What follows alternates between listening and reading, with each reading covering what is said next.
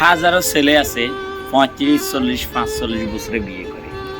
তার কারণ তাদের পরিবারে একটাই কথা থাকে, তুমি নিজের পায়ে দাঁড়াও।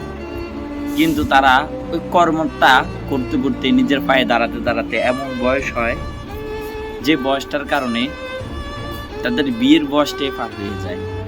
কিন্তু আপনারা দেখেন 35, 40 বছর ছেলেটাকে 12, 13, 14, 15 বছরে বর্তমানে অ্যাভেলেবেল বিয়ে হয়। বর্তমানে এটা সিস্টেম হয়ে গেছে।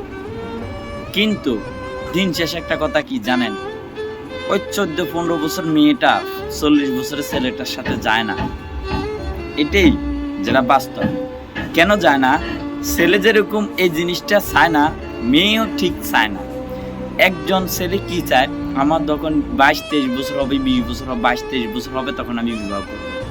আর একজন মেয়েও চায় এরকম, ঠিক তার স্বামীটা তার থেকে 5, 6, 7 বছরের 4, 5 বছর বড় হবে, আমার 18 বছর হবে,